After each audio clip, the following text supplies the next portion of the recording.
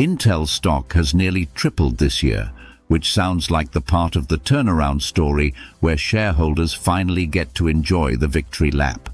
Instead, Intel just announced a $15 billion common stock offering.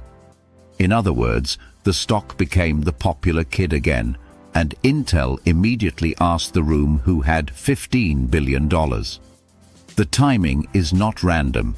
Intel has been spending heavily to rebuild its manufacturing edge and expand its foundry business.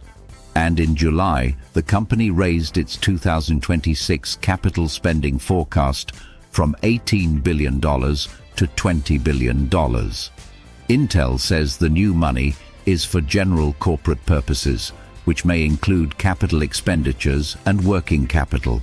So the rally is not just a scoreboard anymore. It has become part of the financing strategy. That is the contradiction. A higher stock price is good news for existing shareholders, but it also makes selling new shares more attractive for the company. Intel can raise a huge amount of cash at a much higher valuation than it could have a year ago.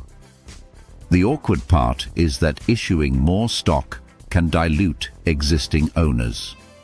Congratulations on the comeback.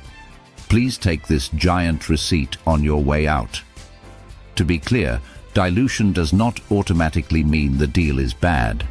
If Intel turns that capital into stronger manufacturing, better foundry economics, and real external customer growth, shareholders could eventually benefit from a larger and more valuable business.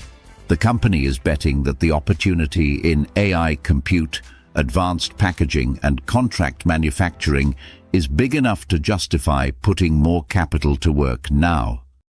But that is also where the story stops being a celebration and becomes an execution test.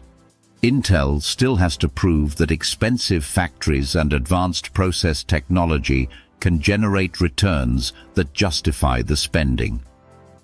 The stock rally gave management a much better window to raise equity. It did not remove the operational risk. So the important number is not just $15 billion. Watch the final offering price and share count, whether underwriters use their option for up to another $2.25 billion, and what Intel does with the balance sheet afterward. If the foundry turnaround keeps gaining real customers and economics improve, this may look like smart financing. If execution disappoints, shareholders may remember that giant receipt very differently.